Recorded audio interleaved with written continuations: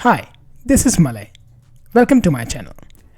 In today's video, let's take a look at how can you work with the variables and mark it as a sensitive. Now, in your Power Automate desktop flow, you might want to deal with the information that should be kept private, that should be kept secured. And the way you can achieve this in Power Automate desktop is by using the variable and marking it as the sensitive variable. Now let's first talk about the input and output variables. Let us say you have a variable that is coming in from the cloud flow to the Power Automate desktop flow.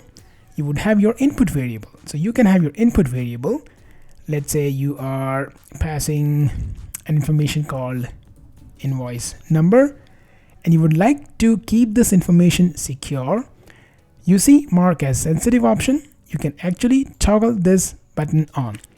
And what that will do is when you save this, you will see invoice number and the icon here that indicates that it is now a sensitive information. Also, let's say you have an information about the ticket number that you would like to still keep it secure and you want to send it back to the cloud flow. You can generate a new output variable. Let's just call it as the ticket number.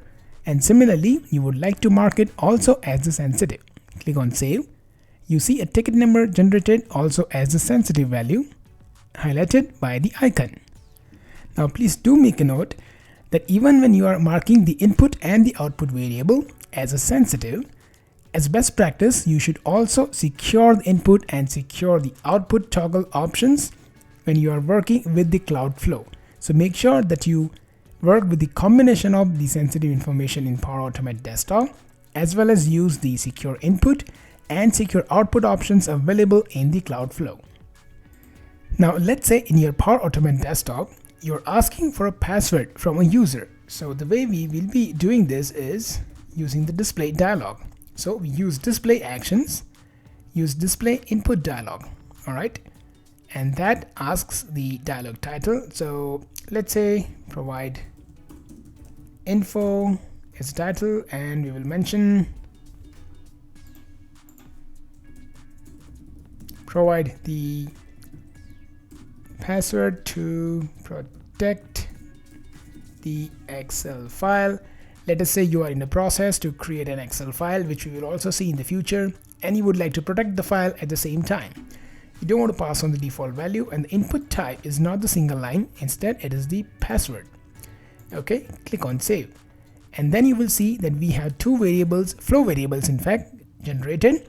One is the button pressed, which button you are pressing, and the user input which is marked as the sensitive. So what that means is when you hit run, it will ask for the dialog. Let's just wait for that to pop up.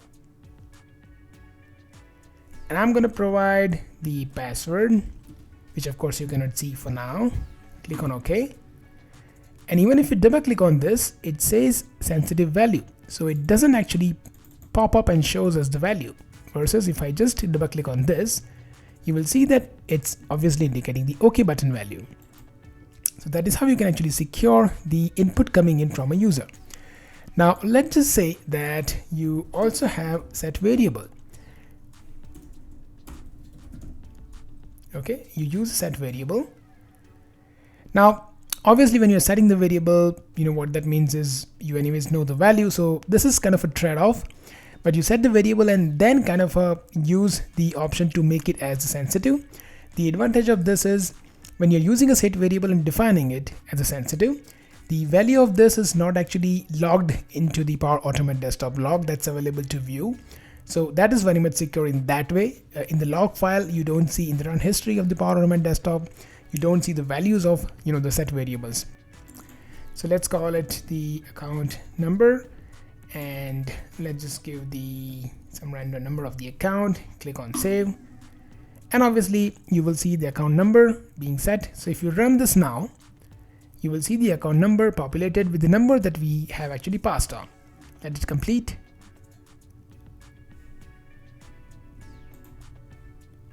Okay, you see the account number being populated. However, if now I make this as sensitive, you will not be able to see the number. So if I now click on run again,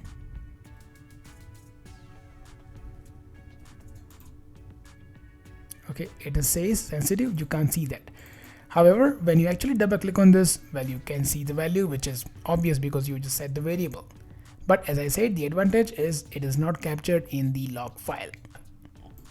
Now, another example, let's say you have a value set somewhere in the text file, right? And you would like to read this information and then store it into the secured variable.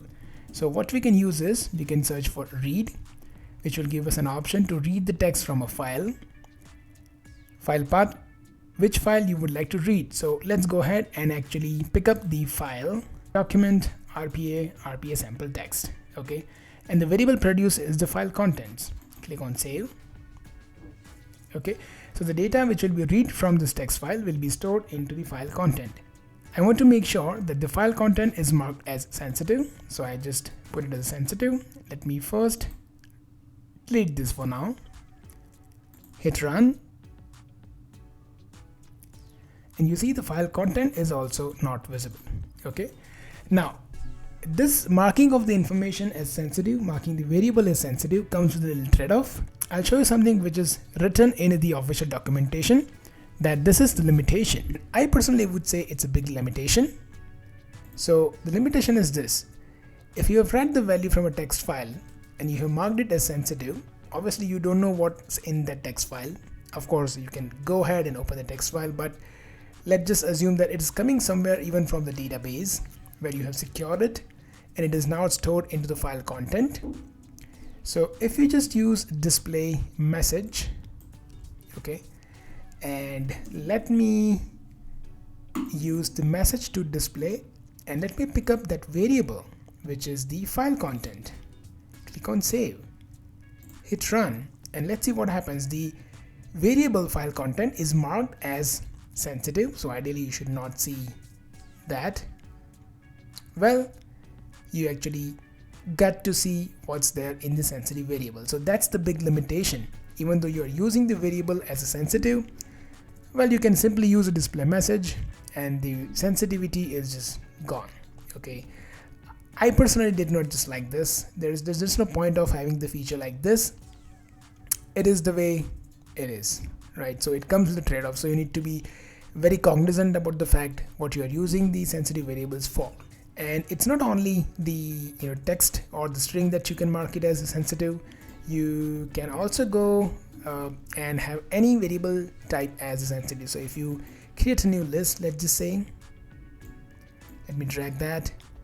Okay, I'll just call it as a countries list. Save. And even if the countries list is something that you can mark as sensitive. Okay, so with this, the countries list will also not be visible right away to the user. And that is how the sensitive variable works in the Power Automate desktop. Okay, I thank you so much for watching the video.